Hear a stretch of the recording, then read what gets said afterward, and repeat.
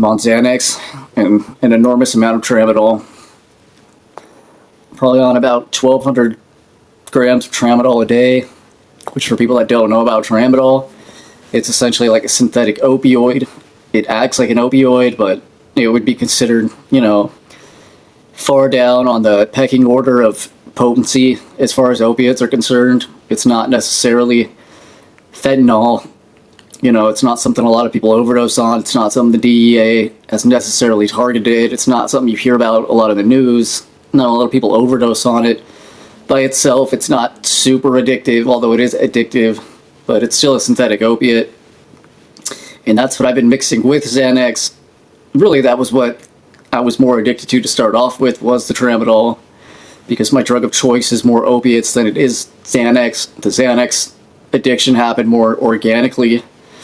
I know that sounds weird, but I can explain it as time goes on. But basically, the tramadol addiction started from, I always liked opiates. I always had a problem with my shoulder, at least for the last 10, 12 years. This is all like a very short, summarized version of all this that I might delve in to deeper points at deeper times, but this is just a short overview of the entire situation.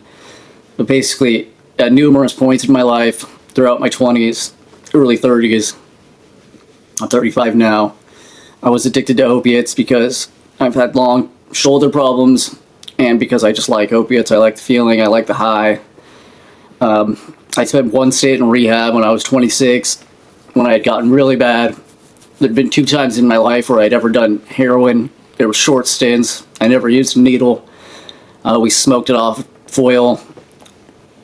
Other than that, it was always pills. I grew up in the age of when I was first starting to do opiates. And for me, it took me a long time to get to the point where I was really at the addicted level, I stayed at the level where I could do it recreationally for years. I think from until I was 19 until I was 24, I could do opiates recreationally without getting super addicted to them. But I just love the feeling. I love the feeling they gave me. And then finally, the first time I got addicted, I think I was 24, and I just ran out of money buying, Norcos and stuff. They were super cheap at the beginning, and then this is when they started going up in price. When I first started buying them and I was 20 and 19, I could get, you could get Norcos for $1 a pop, easy. You could get, the Oxy 40s, the original ones, for like $20. I don't know, these things are like non-existent now. But back then, these pills that were impossible to get nowadays, you could get for like insane. Even the pills you can get nowadays still, if you want to get a real, like, Percocet, you're going to spend $20, $15, when back then you could get a Percocet for $2, $1, it's just insane. But anyway, it started becoming unsustainable even back then, when at this point perks were probably $3 to $5 a pill. It became unsustainable for me to even want to spend, that much to take 10 of them a day, when my buddy was like, hey, just try heroin, basically, and it's the same exact thing. And my first question was like, isn't the withdrawal, 10 times worse? And he's like, no, it's basically the same thing.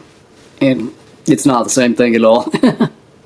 Don't ever let somebody tell you that. As soon as you switch from pills to heroin, the first thing that's going to happen is your tolerance is going to jump up right away, because heroin is definitely stronger than Percocet. If you're taking massive amounts of oxys or something, you're not going to feel a huge difference.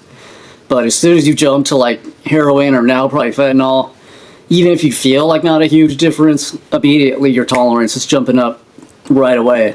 The second thing that's going to happen is you're going to start using consistently way more. And by that I mean, instead of taking a dose every 1 hour or 2 hours, you're going to be smoking, or taking a dose every 4 hours. You're going to be wanting to smoke every 1 hour, or snort a line every 1 hour. And it just quickly dissolves into, spending $60 a day on a gram of heroin. At least for me and 99% of other people, that's how it works. So for anybody thinking about making the jump, just either go to rehab or try to stick it out, living the life you are and staying on the pills. Don't take the jump up to heroin thinking it's a better financial move, or that it's going to help, or that you can contain your addiction somehow. I promise you, it's not long acting, so it's not going to stay in your system long. It's not going to help you get through your day of work. All it's going to do is intensify your addiction and help you get to that, which maybe is what you need. I think it's what I need maybe right now and a lot of other times in my life. It's just a faster way to get into some kind of institution to help me, because I've been trying to do this on my own for the last 3 years and it has been completely unsuccessful. And even this time, I'm not looking at it as I'm getting off these drugs. I'm looking at it more as basically I'm taking the next 30 days to try to do a very fast wean and see how far down I could get on both the Xanax and the tramadol. Right now I'm taking about 8 milligrams of Xanax a day.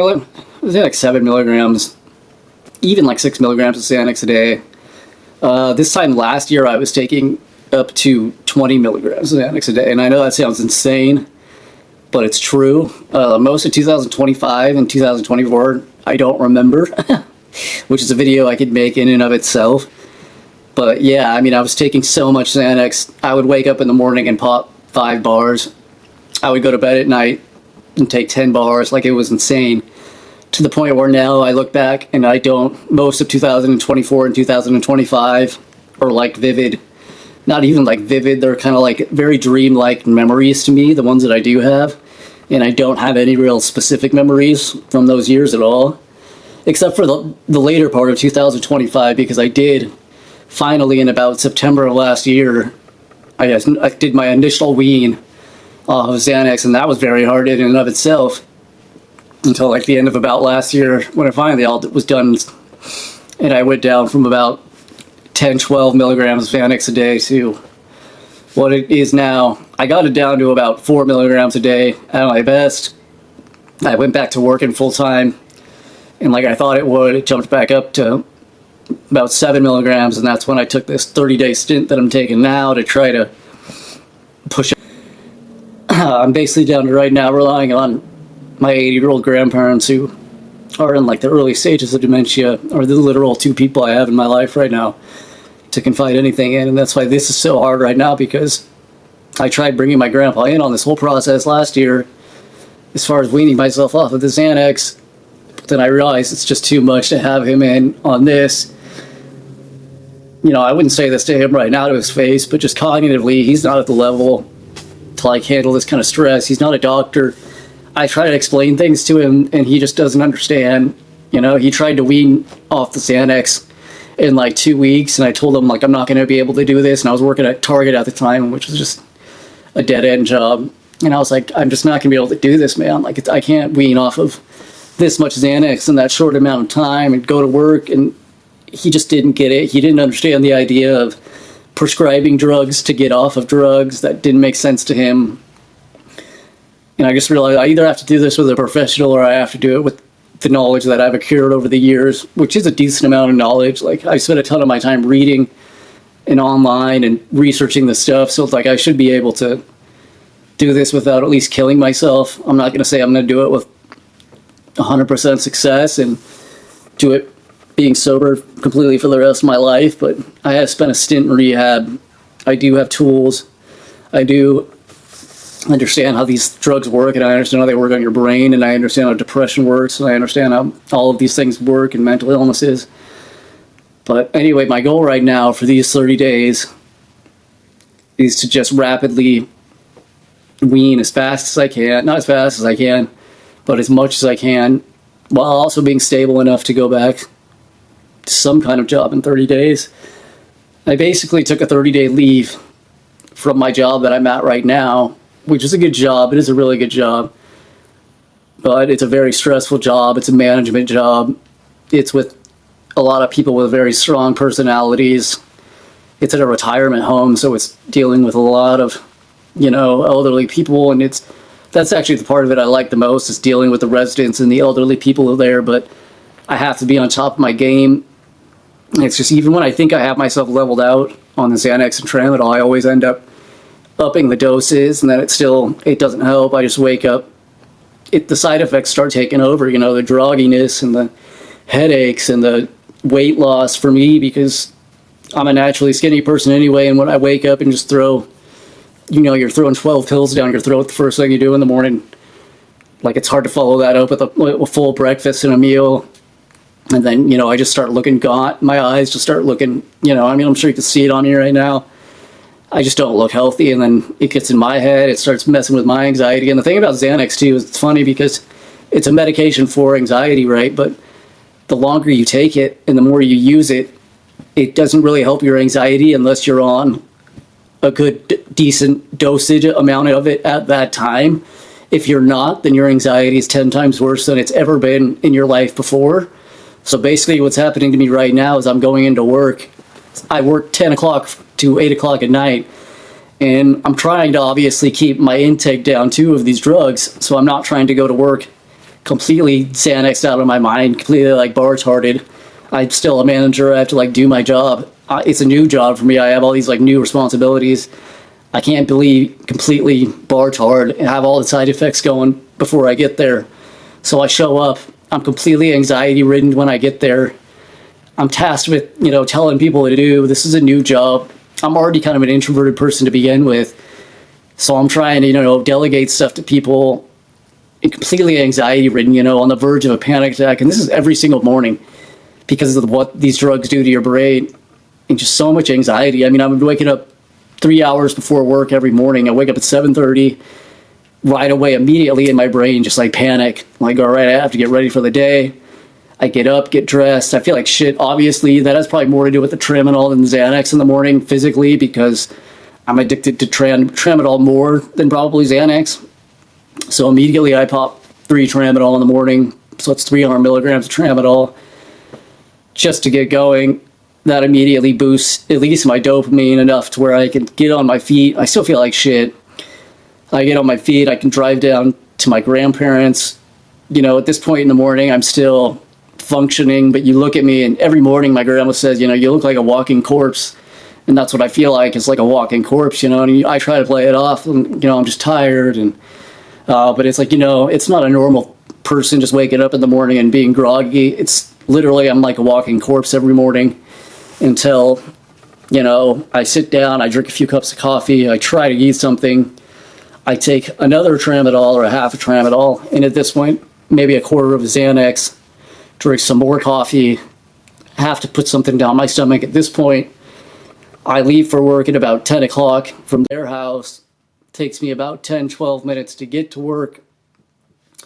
I get to work, I sit in the parking lot, basically having a mini panic attack for about 15 minutes before I get in. Take another little, probably milligram of Xanax and another half a tramadol, so another 50 milligrams of tramadol.